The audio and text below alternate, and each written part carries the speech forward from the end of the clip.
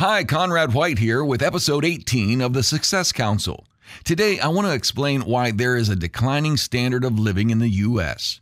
What I am about to reveal, however, is perfectly true in every country in the world. This graph speaks for itself.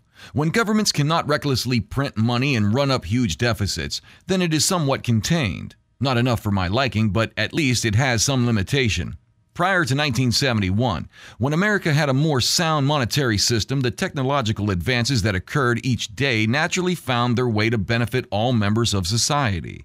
In the absence of theft, a rising tide lifts all boats.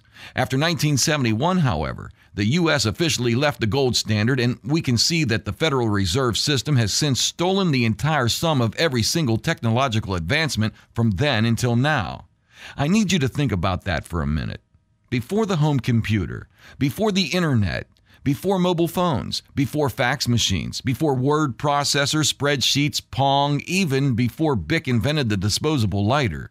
From then until today, the Federal Reserve System has stolen every single benefit which every single one of those inventions and the many thousands more provided for society cumulatively. Not only has the fiat money system done that in America, but also it has done it to every country on the planet. Think of just one secretary at one small business in 1971 who had to type out all of the company's invoices and mail them.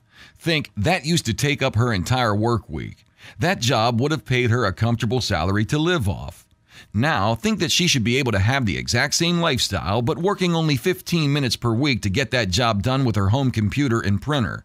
That means she is working 15 minutes for herself, and 39 hours and 45 minutes for the banking cartel that has stolen that productivity increase from her. Now, multiply that by every secretary on the planet. Then, multiply that by every industry that has had similar technological advances. The volume of productivity and therefore lifestyle confiscated from the citizens of the world by the banking cartel is mind-boggling.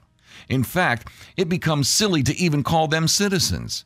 They are livestock. The bankers are the farmers and the workers of the world are the farm animals, obediently getting milked every single day.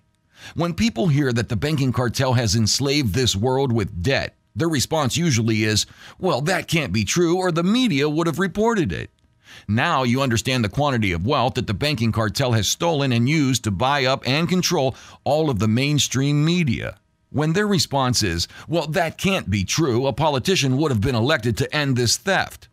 Now you know where they got the money to buy all the major political parties in every country on the planet. Check out episode 15 to see the illusion of the choice you have in media and politics. Next week, I am going to be lazy. I'm simply going to show you the best movie scene from the best movie ever.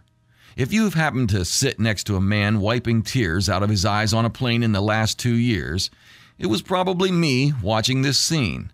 I seem to watch it on every flight. It reminds of the sacrifices that people make fighting for truth and freedom.